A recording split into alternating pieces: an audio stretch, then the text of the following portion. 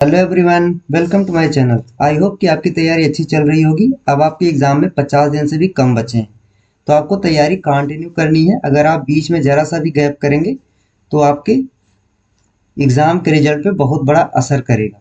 इसलिए तैयारी कंटिन्यू करते रहिए। जितने मैंने वीडियो बनाए हैं आप उसको देखते रहिए, उससे रिवाइज करिए, उनसे कॉन्सेप्ट को क्लियर करिए। इस वीडियो में फिजिक्स का क्वेश्चन लेकर आया हूँ। इसमें लॉज ऑफ मोशन और फोर्स से ज़्यादा क्वेश्चन है। कुछ न्यूमेरिकल्स हैं, छोटे छोटे न्यूमेरिकल्स हैं जो फार्मूले पर लगेंगे, और कुछ थ्योरेटिकल क्वेश्चन है जिससे आपके कंसेप्ट क्लियर होंगे। तो चलिए वीडियो को स्टार्ट कर लेते हैं। पहला क्वेश्चन कह रहा है an object of mass 5 kg is moving with the velocity of 10 metre पर सेकेंड। मतलब हमें क्या क्या दिया हुआ है, मास दिया हुआ है 5 kg का और वेलोसिटी दिया हुआ है 10 मीटर पर सेकेंड। और हमसे पूछा क्या है, व्हाट इज इट्स मोमेंटम। हमसे मोमेंटम पूछा है, तो मोमेंटम को हम पी से लिखते हैं। मोमेंटम को हम पी से लिखते हैं और इसका फार्मूला होता है मास इनटू वेलोसिटी। तो इसी फार्मूले का सिंपल फार्मूला है, आपको याद होना चाहिए। इसी से मोमेंटम की आप यूनिट भी निकाल सकते हैं। तो इस फार्मूले में हम उसकी वैल्यू पुट कर देंगे और कैलकुलेट कर देंगे तो हमारा आंसर निकल आएगा। मास दिया हुआ है 5 kg, वेलोसिटी दिया हुआ है 10 मीटर पर सेकेंड, तो ये आएगा 50। और अब यहाँ पर मीटर पर सेकेंड जो है, अगर हम सिंपल लिखना चाहें तो ये कैसे लिखा जाएगा, किलोग्राम मीटर पर सेकेंड। ये टोटल मल्टीप्लाई करके पी का वैल्यू आएगा, यानी कि मोमेंटम की वैल्यू आएगी। तो मोमेंटम की यूनिट यहाँ से हमको क्या मिली, किलोग्राम मीटर पर सेकेंड। अगर आप डायमेंशन वाला वीडियो देखे होंगे तो आप इस यहाँ से मोमेंटम का डायमेंशन भी निकाल सकते हैं। तो एक ही क्वेश्चन से आप कई चीज़ रिवाइज कर सकते हैं। अगर आप सही से तैयारी कर रहे हैं तो आपको इसी तरीके से तैयारी करनी चाहिए। अब यहाँ पर यूनिट आया, यूनिट से आप चाहे तो उसका डायमेंशन निकाल सकते हैं। फार्मूला आपको मिल ही गया है कि मोमेंटम का फार्मूला क्या होता है। तो हमारा आंसर जो होगा, ए ऑप्शन करेक्ट है हमारा यहाँ पर, 50 किलोग्राम मीटर पर सेकेंड। नेक्स्ट क्वेश्चन देखते हैं हम। अगला क्वेश्चन देखने से पहले मैं आपको बता दूं, हमारा एक टेस्ट सीरीज चल रहा है यूपी सीनेट के लिए, Florence academy full length test series के नाम से। पहला पेपर इसमें हो चुका है, 30 मार्च को हुआ था, और दूसरा होने वाला है अभी अगले संडे को। तो अगर आप टेस्ट सीरीज ज्वाइन करना चाहते हैं तो ज्वाइन कर सकते हैं। इस व्हाट्सएप नंबर पर मैसेज करके आप टेस्ट सीरीज ज्वाइन कर सकते हैं। टेस्ट सीरीज की प्राइस सिर्फ 99 रुपीज़ है। आपको टोटल 10 टेस्ट मिलेंगे। भले ही आप लेट ज्वाइन करेंगे, आपको 10 के 10 टेस्ट प्रोवाइड कराए जाएंगे। आप टेस्ट हिंदी और इंग्लिश दोनों में दे सकते हैं, दोनों मीडियम में पेपर सेट हैं, और जितनी बार चाहेंगे आप दे सकते हैं टेस्ट। कोई उसमें टाइम लिमिट नहीं है, कोई भी अटेम्प्ट की लिमिट नहीं है कि आप 2 बार 3 बार दे सकते हैं। आप जितनी बार चाहें प्रैक्टिस कर सकते हैं टेस्ट की। चलिए हम अपना अगला क्वेश्चन देख लेते हैं। क्वेश्चन कह रहा है if a car accelerate uniformly from rest to 20 metre second in 5 seconds. कह रहा है कि एक कार है, वो रेस्ट से स्टार्ट होती है, मतलब इनिशियल वेलोसिटी हमको दिया हुआ है 0, और कह रहा है कि v उसका फाइनल वेलोसिटी जो है वो 20 मीटर पर सेकेंड है। टाइम दिया हुआ है हमें 5 सेकेंड्स। हमसे कहा है इसका एक्सेलरेशन क्या होगा। तो अगर यहाँ से हम देखें तो हम कौन सा फार्मूला यूज कर सकते हैं, ये हमें सोचना होगा एक बार। तो एक्सेलरेशन क्या होता है, सबसे पहले आपको ये पता होना चाहिए। एक्सेलरेशन जो होता है, मैंने बहुत पहले किसी वीडियो में बताया था कि change in velocity, rate of change in velocity या ऑफ वेलोसिटी होता है। इसको लिखते कैसे हैं, final velocity minus initial velocity upon final time minus initial time, ये उसका फार्मूला होता है। तो यहाँ से एक्सेलरेशन हम इस फार्मूले से निकाल सकते हैं। ये हो गया पहला तरीका एक्सेलरेशन निकालने का, कंसेप्ट से। जो एक्सेलरेशन का कॉन्सेप्ट है आप उससे इस तरीके से निकाल सकते हैं। दूसरा, आप लॉज ऑफ मोशन का 3 फार्मूले आपको पता होंगे, उन 3 फार्मूले में से हम कोई एक फार्मूला यूज करके इसे निकाल सकते हैं। हम वही फार्मूला यूज करेंगे जिसमें ये तीनों मिल जाएं और उसके अलावा एक्सेलरेशन भी हो तो हम कैलकुलेट कर सकते हैं। तो ऐसा फार्मूला होता है, जो पहला वाला सिंपल फार्मूला है v is equal to u plus a t वाला। इस फार्मूले से हम निकाल सकते हैं। हमें v पता है, u पता है और t पता है, हमें a नहीं पता है, वो हम यहाँ से निकाल लेंगे। तो हम इस फार्मूले को यूज करके निकाल रहे हैं। आप चाहें तो प्रैक्टिस इससे भी कर सकते हैं जो मैंने पहले बताया। तो अगर हम देखें तो v is equal to u plus a t. v की जगह पर हम लिखेंगे 20, u 0 है, प्लस a हमें निकालना है और t 5 है। तो यहाँ से a इज इक्वल टू आएगा 20/5, यह आएगा 4 मीटर पर सेकेंड स्क्वायर। ये हमारा एक्सेलरेशन आएगा 4 मीटर पर सेकेंड स्क्वायर। तो हमारा करेक्ट ऑप्शन जो है बी। क्वेश्चन कह रहा है Newton's first law of motion is also known as the law of, कह रहा है न्यूटन्स फर्स्ट लॉ को हम और क्या कहते हैं। ये क्वेश्चन भी मैंने पहले करा रखा है, दूसरे तरीके से थोड़ा सा था, लेकिन मैंने इस क्वेश्चन को बताया तीनों लॉज को क्या क्या कहते हैं और दूसरा नाम उनका क्या है, मैंने ये तीनों बता रखा है। तो न्यूटन का फर्स्ट लॉ जो होता है इसको हम कहते हैं law of inertia. Law of inertia ये न्यूटन का फर्स्ट लॉ होता है। ये क्या कहता है, ये अगर कोई भी ऑब्जेक्ट है वो तब तक चलता रहेगा जब तक ये कोई एक्सटर्नल फोर्स लगा के हम उसे नहीं रोकते, या अगर रुका है तो वो तब तक रुका रहेगा जब तक हम कोई एक्सटर्नल फोर्स लगा के उसे चला नहीं देते। तो आपको लॉज याद रखने हैं। इस तरीके के क्वेश्चन पूछे जाते हैं यूपीएससी नेट में, इसलिए मैंने इस क्वेश्चन को रखा है। तो हमारा आंसर क्या होगा, एक्सेलरेशन गलत है, इनर्शिया यही होगा आंसर, फोर्स और मोमेंटम। मोमेंटम जो है ये सेकेंड लॉ को हम कह सकते हैं लॉ ऑफ मोमेंटम जो है, या उसको सेकेंड लॉ को हम कहते हैं law of conservation of momentum, इस तरीके से भी हम कह सकते हैं। तो हमारा करेक्ट आंसर जो होगा बी होगा, लॉ ऑफ इनर्शिया। क्वेश्चन कह रहा है a block of mass 2 kg is pushed with a force of 10 Newton.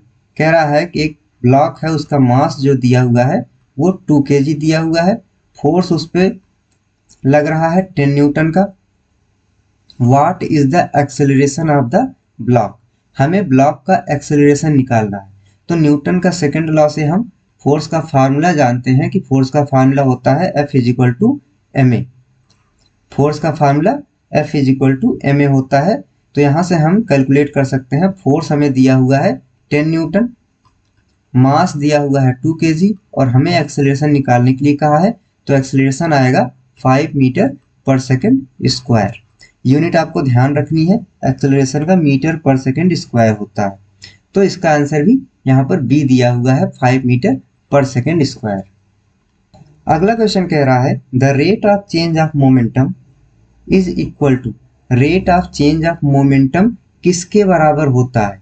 तो rate of change of momentum जो होता है डेल्टा पी जो होता है, delta p upon delta t कह सकते हैं हम इसको, ये होता है फोर्स के इक्वल। यही न्यूटन सेकेंड लॉ हमसे कहता है कि rate of change of momentum जो होता है वो फोर्स के इक्वल होता है या कांस्टेंट होता है। तो हमारा करेक्ट आंसर क्या होगा, हमारा करेक्ट आंसर होगा सी, फोर्स। क्वेश्चन कह रहा है a ball is thrown vertically upward with a speed of 20 metre पर सेकेंड। एक बॉल है, हमने इसको ऊपर की तरफ फेंका है, कितने की स्पीड से, 20 मीटर पर सेकेंड की स्पीड से। कह रहा है what is the velocity at the highest point.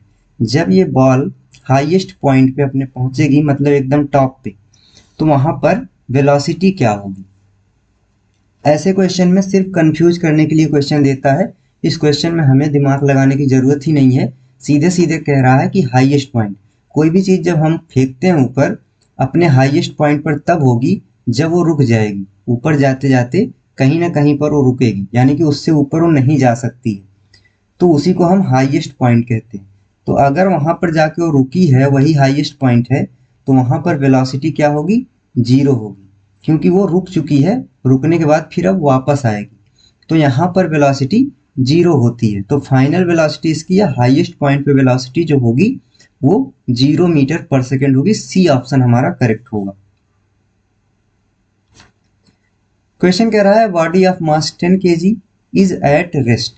मास दिया हुआ है 10 kg और कह रहा है कि रेस्ट पे है। How much force is required to give it an acceleration of 2 metre पर सेकेंड स्क्वायर।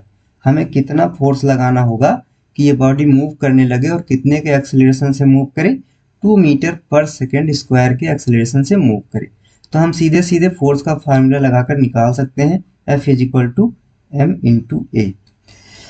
हमें फोर्स निकालना है, हम मास रखेंगे 10 kg और एक्सेलरेशन रखेंगे 2, तो ये आएगा 20 न्यूटन में आएगा। फोर्स का यूनिट जो होता है वो न्यूटन होता है, तो फोर्स आएगा 20 न्यूटन। ऑप्शन में देख लेते हैं कहाँ पर दिया हुआ है, 5, 10, 20 सी ऑप्शन में दिया हुआ है, तो हमारा करेक्ट ऑप्शन सी होगा। The frictional force between two surfaces depends on. कह रहा है कि दो सरफेस के बीच में जो फ्रिक्शन फोर्स लगता है, ये दो सरफेस हैं, इनके बीच में जो फ्रिक्शन फोर्स लगेगा, यानी कि ये हमारा पैर हो सकता है या गाड़ी का टायर हो सकता है, कुछ भी, और ये अर्थ है, इसके बीच में जो फ्रिक्शनल फोर्स लगता है वो किस पे डिपेंड करता है, हमसे क्वेश्चन में ये पूछ रखा है। तो कह रहा है नॉर्मल फोर्स पे, वेलोसिटी पे, एक्सेलरेशन पे या फिर डिस्टेंस पे, किस पे डिपेंड करता है। फ्रिक्शनल फोर्स जो होता है, यानी कि फ्रिक्शन किस पे डिपेंड करता है, नॉर्मल फोर्स पे। नॉर्मल फोर्स क्या होता है, नॉर्मल फोर्स होता है जैसे कि ये हमारा पैर है या फिर किसी चीज, कोई ऑब्जेक्ट है जो यहाँ पर मूव कर रही है, अर्थ पे मूव कर रही है, तो जो ये फोर्स लगाएगी अर्थ पर, जैसे कि ये इधर की तरफ एक फोर्स लगाएगी, किसकी वजह से, अपनी मास की वजह से, अपने मास की वजह से जो फोर्स लगाएगा ये, वही हम कहते हैं नॉर्मल फोर्स है। तो जो फ्रिक्शनल फोर्स होता है वो यहाँ पर जितनी चीजें दी हुई हैं उसमें से नॉर्मल फोर्स पे डिपेंड करता है। जितनी तेजी से हम प्रेस करेंगे, जितनी तेजी से उसका वजन पड़ेगा जमीन पर किसी ऑब्जेक्ट का, उतना ही ज्यादा फ्रिक्शनल फोर्स लगेगा। तो किस पे डिपेंड करता है, नॉर्मल फोर्स पे। नॉर्मल फोर्स मैंने बता दिया क्या होता है, उसके किसी बॉडी के मास की वजह से जो फोर्स लगता है उसे कहते हैं। इसे हम mg भी लिखते हैं। आप फिजिक्स में इसको सॉल्व करते होंगे, ये बॉडी है, इधर की तरफ mg लगाते हैं, बिना कुछ सोचे समझे हम इधर की तरफ mg लगाते हैं। क्यों, ये उसका मास है या फिर कह सकते हैं वेट है। वेट की वजह से कोई भी बॉडी एक फोर्स जरूर लगाती है अर्थ पे, उस पे ही फ्रिक्शनल फोर्स डिपेंड करता है। क्वेश्चन कह रहा है an object covers 50 metre distance in 5 seconds constant speed, what is its speed. कह रहा है कि एक ऑब्जेक्ट है जो कितना डिस्टेंस कवर करती है, हमें डिस्टेंस दिया हुआ है 50 मीटर, टाइम दिया हुआ है 5 सेकेंड, हमसे पूछ रहा है इसकी स्पीड, इसकी स्पीड क्या हो। अगर हमें स्पीड बताना है तो स्पीड का फार्मूला हमें पता होना चाहिए, क्योंकि यहाँ पर न्यूटन का कोई फोर्स या फोर्स का फार्मूला या लॉज ऑफ मोशन का फार्मूला हम अप्लाई नहीं कर पाएंगे। उसके पीछे रीजन क्या है, हमें सिर्फ दो ही चीज दिया हुआ है, कम से कम 3 चीज देता तब हम न्यूटन्स के लॉज अप्लाई कर सकते थे, लेकिन यहाँ पर सिर्फ 2 चीज दिया हुआ है और तीसरी पूछ रखा है। हमें इनिशियल वेलोसिटी भी नहीं बता रखा है, इनिशियल स्पीड भी नहीं बता रखा है कि कितनी थी, तो हम इसमें न्यूटन के लॉज को नहीं अप्लाई कर सकते। इसके लिए हमें स्पीड का नॉर्मल फार्मूला यूज करना पड़ेगा, जो सिंपल स्पीड का फार्मूला है हम उसको यूज करके निकालेंगे। स्पीड इज इक्वल टू क्या होता है, डिस्टेंस अपॉन टाइम। ये सबसे पहले फार्मूला पढ़ाया जाता है जब लॉज ऑफ मोशन को पढ़ाया जाता है या फिर मोशन इन स्ट्रेट लाइन पढ़ाया जाता है, तो सबसे पहले फार्मूला यही पढ़ाया जाता है, क्योंकि उसमें डिस्टेंस और स्पीड सबसे पहले पढ़ाया जाता है। तो डिस्टेंस अपॉन स्पीड, डिस्टेंस हमें दिया हुआ है 50 मीटर, स्पीड टाइम दिया हुआ है 5 सेकेंड्स। हम इससे कैलकुलेट कर लेंगे, ये आएगा 10 मीटर पर सेकेंड। ये इसकी वेलोसिटी आई या फिर स्पीड आई जो हम निकालना चाहते थे, कितनी आई है, 10 मीटर पर सेकेंड। बी ऑप्शन हमारा यहाँ पर करेक्ट होगा। क्वेश्चन कह रहा है according to Newton's third law every action has. कह रहा है न्यूटन के तीसरे नियम के अनुसार क्या होता है, every action has equal and opposite reaction. पहला वाला ऑप्शन जो यहाँ पर दिया हुआ है इक्वल एंड अपोजिट रिएक्शन, यही यहाँ पर सही है। न्यूटन का थर्ड लॉ कहता है कि हम किसी भी बॉडी पर जितना फोर्स अप्लाई करते हैं वो बॉडी हमारे ऊपर उतनी ही फोर्स अप्लाई करती है, लेकिन क्या होता है अपोजिट। क्यों? हम अगर उसे धक्का दे रहे हैं तो वो हमें धक्का देगी, यानी कि उसका डायरेक्शन चेंज होगा, लेकिन मैग्नीट्यूड में फोर्स बराबर होगा। तो हमारा ए ऑप्शन यहाँ पर करेक्ट है। क्वेश्चन कह रहा है stone is dropped from a height. एक स्टोन है, किसी हाइट से हमने उसे ड्रॉप किया है। What is it's acceleration? तो इसका एक्सेलरेशन क्या होगा? ये एकदम सिंपल सा क्वेश्चन है, कोई कंफ्यूजन नहीं होना चाहिए यहाँ पर। अगर कंफ्यूजन है तो इसका मतलब आपका कंसेप्ट क्लियर नहीं है। हम कोई भी बॉडी अगर बिना फोर्स अप्लाई किए छोड़ते हैं, ऊपर से फ्री फॉल करवाते हैं, मतलब हमने ऐसे छोड़ दिया। ड्रॉप का मतलब होता है हमने कुछ नहीं किया, कोई चीज उठाया ऊपर और ऐसे छोड़ दिया। तो जैसे ही आप कोई चीज छोड़ते हैं उस पे जी एक्सेलरेशन लगता है नीचे की तरफ। ऑब्जेक्ट अगर ऊपर जा रहा है तो भी इस पे नीचे की तरफ जी लगता है, यानी कि ग्रेविटी जो लगती है उसे हम ग्रेविटेशनल एक्सेलरेशन भी कहते हैं, वही यहाँ पर लगता है। तो अगर हमसे कह रहा है कि एक स्टोन है, इसको हमने ड्रॉप किया है, तो यहाँ पर सबसे पहली चीज एक्सेलरेशन जो लगेगा जी लगेगा, क्योंकि उसने ये नहीं कहा है कि हमने उसे थ्रो किया है या फिर किसी फोर्स से फेंका है, उसने कहा हमने ड्रॉप किया है। तो ड्रॉप करने का मतलब ये है कि 9.8 मीटर पर सेकंड स्क्वायर जो होगा वो उसका एक्सेलरेशन होगा। जी की वैल्यू जो होगी वही एक्सेलरेशन होगा। सी ऑप्शन में हमको दे रखा है 9.8 मीटर पर सेकंड स्क्वायर। यहाँ पर हम 10 नहीं लगाएंगे क्योंकि 9.8 एकदम दिया हुआ है। अगर इसमें ऑप्शन में 10 भी देता तो भी हम उसे नहीं लगाते, क्योंकि एक्चुअल वैल्यू जो स्मॉल जी की होती है वो 9.8 मीटर पर सेकंड स्क्वायर होती है। 10 हम क्वेश्चन के हिसाब से यूज करते हैं जहां पर जरूरत होती है। 2 kg object accelerate from 4 metre per second to 8 metre per second in 2 second. कह रहा है कि एक ऑब्जेक्ट है जिसका मास 2 kg है, इनिशियल वेलोसिटी कह रहा है 4 मीटर पर सेकंड है, फाइनल वेलोसिटी दिया हुआ है 8 मीटर पर सेकंड, टाइम दे रखा है हमको 2 सेकंड। हमसे कह रहा है कि इस पे फोर्स कितना लगेगा, हमें फोर्स निकाल कर बताना है। तो अगर इस क्वेश्चन में हम देखें, हमें काफी चीजें दे रखी है उसने, में सेम तरीके से पूछ रहा है, बार बार फार्मूले एक ही यूज हो रहे हैं, लेकिन तरीका उसके पूछने का बार बार अलग है। अगर आप ध्यान से देखें तो यहाँ पर पूछा सेम चीज है, फोर्स निकालने के लिए ही है, लेकिन आपको डाटा कुछ दूसरा दे रखा है। तो बस आपको यही समझना है कि क्वेश्चन कैसे आएगा और कैसे हमें उसे अप्लाई करना है। कोई भी फार्मूला अगर हमें पता है तो हम उसे कैसे अप्लाई करके क्वेश्चन को सॉल्व करेंगे। यहाँ पर अगर हमें फोर्स निकालना है तो फोर्स निकालने का फार्मूला हम एक ये जानते हैं, F = ma जानते हैं।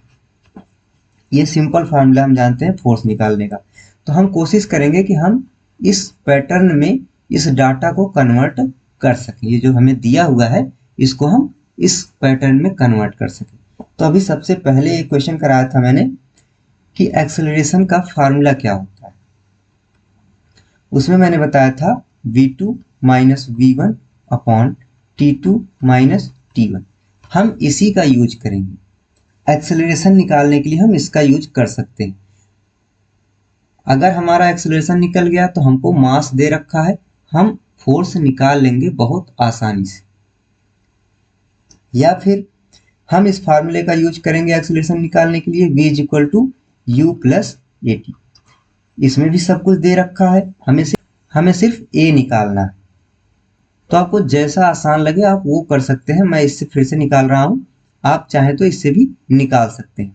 v = u + at। v हमें दिया हुआ है 8, u दिया हुआ है 4, एक्सेलरेशन हमें निकालना है और टाइम दे रखा है 2। हम इसको सॉल्व करेंगे तो ये आएगा 4 = 2a और a की वैल्यू आएगी 2 मीटर पर सेकंड स्क्वायर। हमारा एक्सेलरेशन यहाँ से निकल गया। जैसे ही एक्सेलरेशन निकला हम फोर्स निकाल देंगे। मास हमें दे रखा है 2 kg, एक्सेलरेशन आया है 2, तो हमारा आंसर जो आएगा 4 आएगा, 4 न्यूटन आएगा। बी ऑप्शन दे रखा है, हमारा करेक्ट ऑप्शन जो होगा बी होगा। द स्लोप ऑफ है वेलोसिटी टाइम ग्राफ गिव्स, कह रहा है वेलोसिटी टाइम ग्राफ जब हम बनाते हैं तो उसका स्लोप हमें क्या चीज देता है। ग्राफ्स आपने पढ़ रखा होगा, वेलोसिटी टाइम का ग्राफ अगर हम बनाए तो वेलोसिटी हम इधर लिखते हैं और टाइम इधर लिखते हैं। तो कह रहा है इसका जो ग्राफ का ये स्लोप है ये हमें क्या चीज बताता है। तो वेलोसिटी टाइम का जो स्लोप होता है, वेलोसिटी टाइम ग्राफ का जो स्लोप होता है वो हमें एक्सेलरेशन देता है। स्लोप जो होता है ये tan थीटा से भी लिखते हैं हम इसको।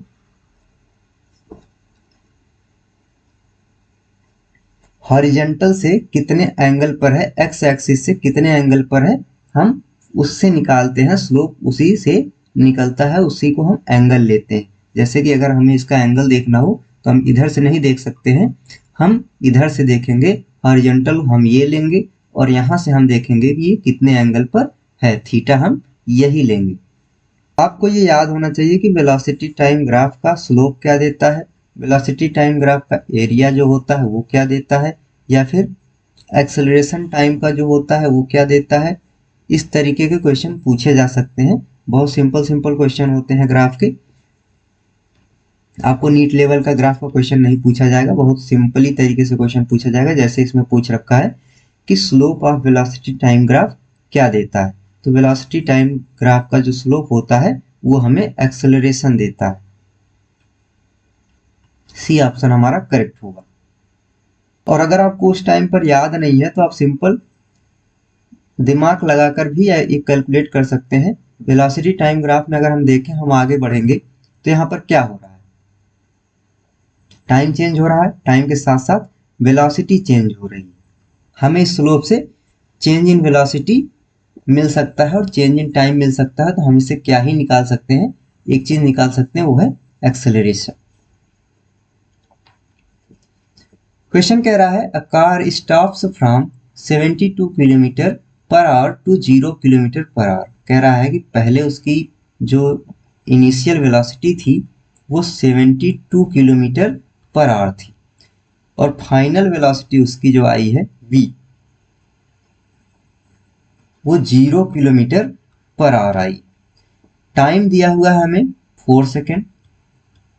हमसे पूछ रहा है कि इसका डिसेलरेशन क्या होगा, यानी कि हमसे पूछ रहा है रिटार्डेशन क्या होगा। रिटार्डेशन भी इसी को कहते हैं, रिटार्डेशन हमसे पूछ रहा है। हम इसमें कुछ नहीं करेंगे, हम सिंपल फार्मूला अपना लगाएंगे, जो हमें बेसिक पता है उसी को लगाएंगे और कैलकुलेट करेंगे। तो सिंपल फार्मूला हमें क्या पता है, v is equal to u plus AT। ये हमें स्ट्रेट लाइन के लिए पता है, यूनिफॉर्म मोशन के लिए एकदम सिंपल सा ये हमें पता है। तो इसमें हम अप्लाई करते हैं, v दिया हुआ है 0, u दिया हुआ है 72, a हमें निकालना है और t दिया हुआ है 4 सेकेंड्स। ये हो गया हमारा वैल्यू, पुट कर दिया हमने इसमें। इसी को हम कैलकुलेट करेंगे तो हमारा आंसर आ जाएगा। लेकिन यहाँ पर एक चीज चेंज है जिसे हम नहीं कर सकते, हमें टाइम यहाँ पर सेकेंड्स में दिया हुआ है, और अगर टाइम सेकेंड्स में दिया हुआ है तो हम फार्मूले में जो स्पीड होगी उसे मीटर पर सेकेंड में हमें यूज करना होगा, जबकि क्वेश्चन में दे रखा है 72 किलोमीटर पर आवर।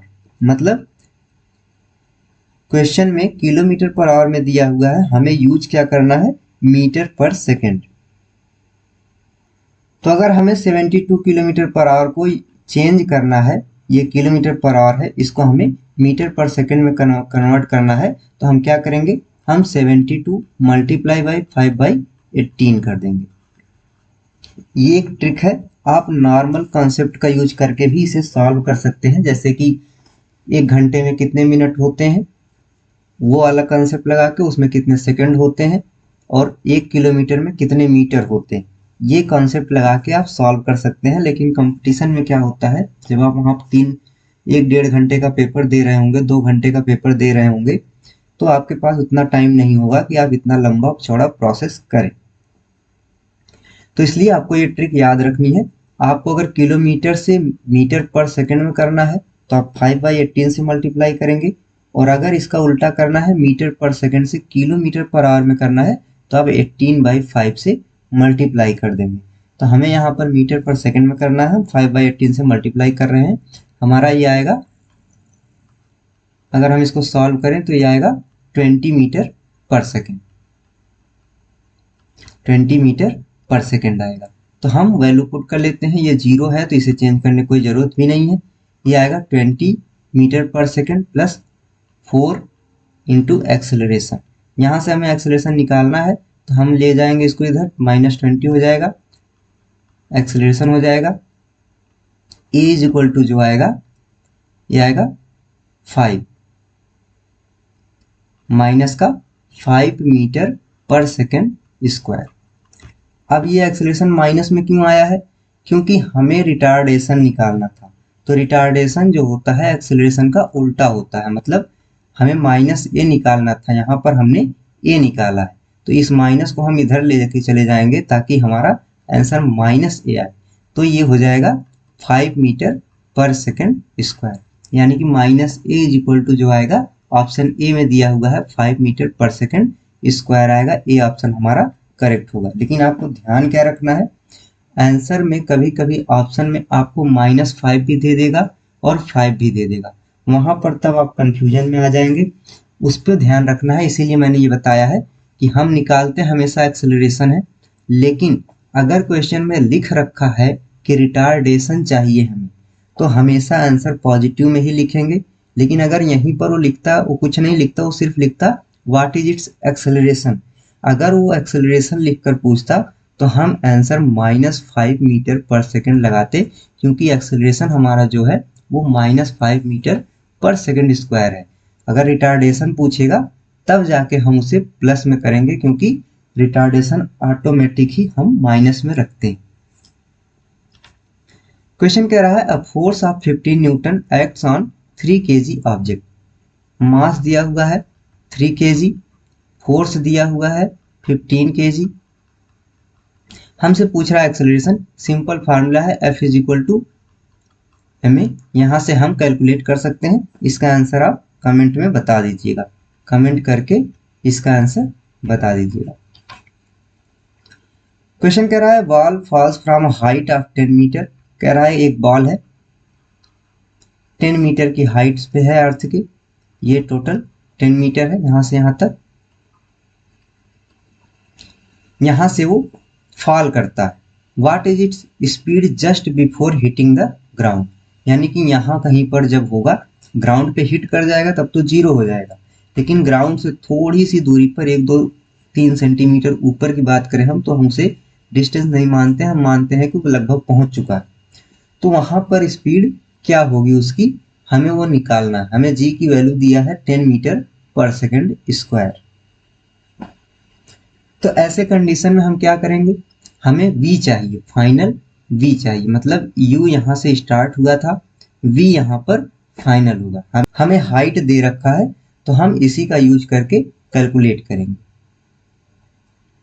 हाइट जो है ये डिस्टेंस है, इसको हम s मानते हैं, s होता है हाइट के बराबर, ये डिस्टेंस है।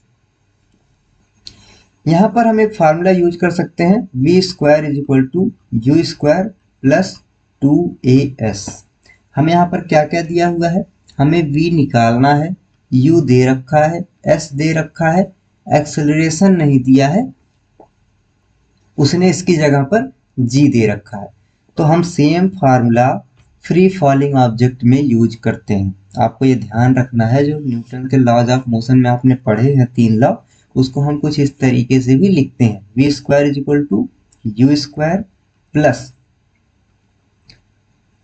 2gs लिख सकते हैं या फिर gh कर सकते हैं। ये हाइट होता है, यही डिस्टेंस होता है। इसी फार्मूले का यूज करके हम कैलकुलेट करेंगे कि हमारा फाइनल वेलोसिटी क्या आएगा। तो हम चलिए निकाल लेते हैं।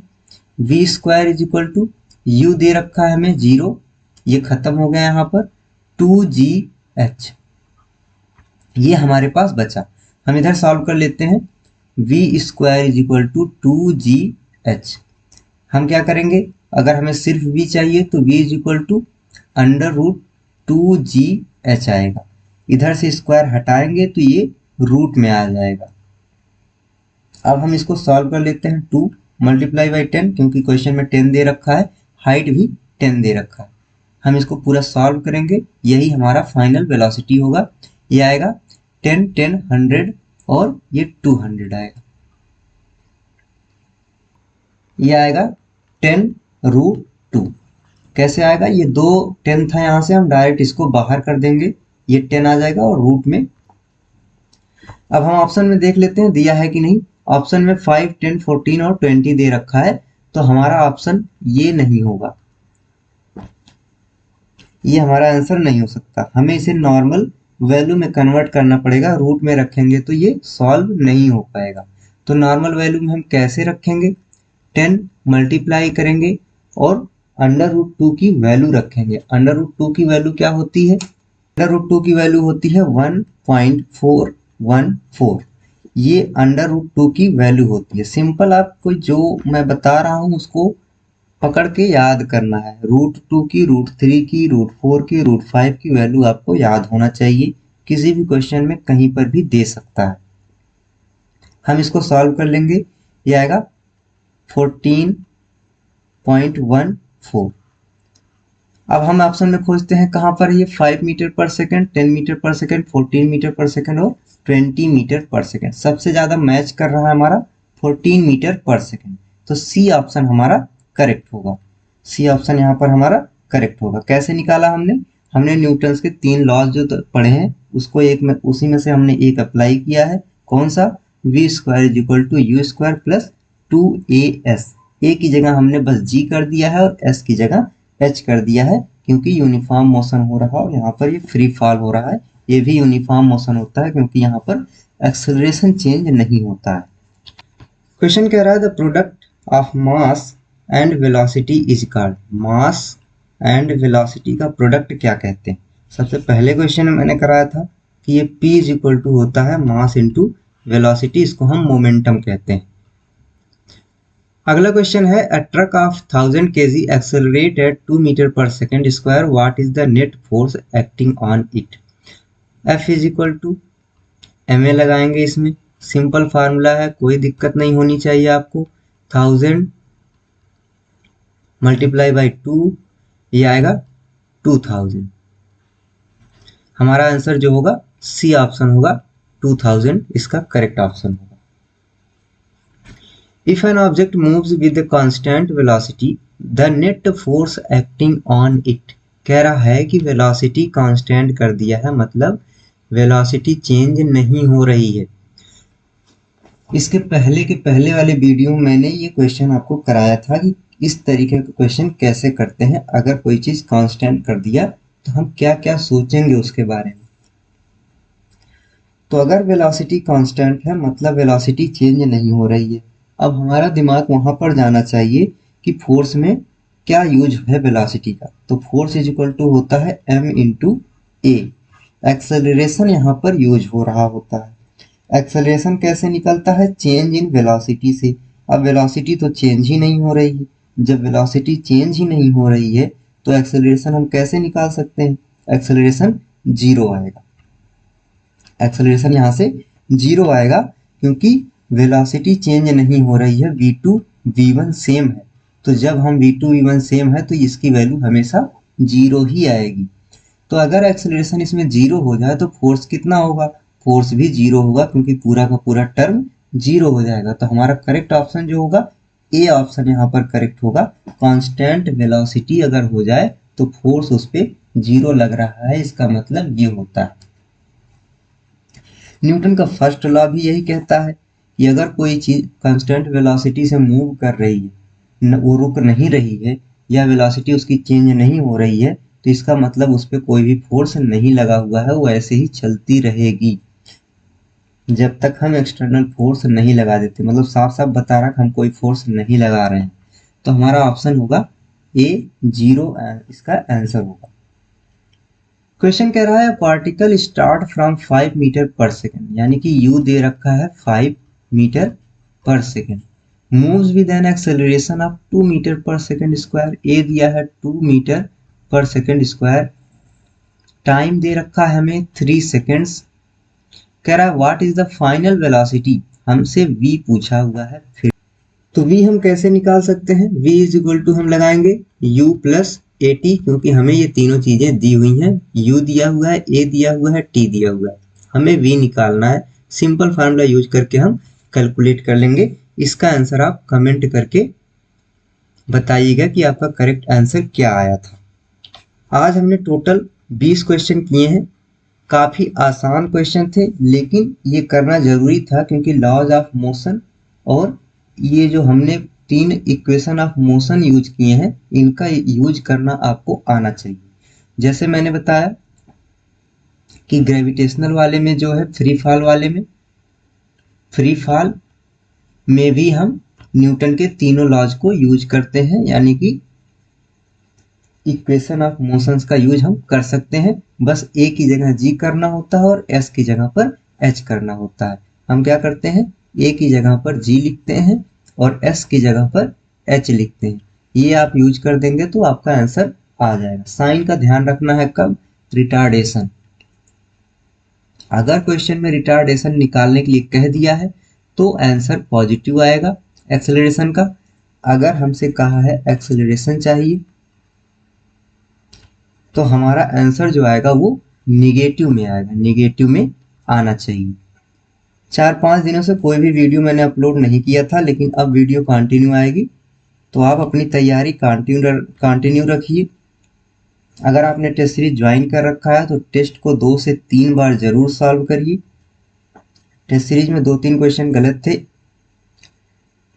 टेस्ट सीरीज में 5 से 6 क्वेश्चन गलत थे, उनको मैं बता दूंगा। अभी टाइम नहीं मिला मुझे, इसलिए मैं बता नहीं पाया। टेस्ट का सॉल्यूशन भी करवाना है हमें, उसका सॉल्यूशन भी हम करवा देंगे, उसके लिए आपको परेशान होने की ज़रूरत नहीं है।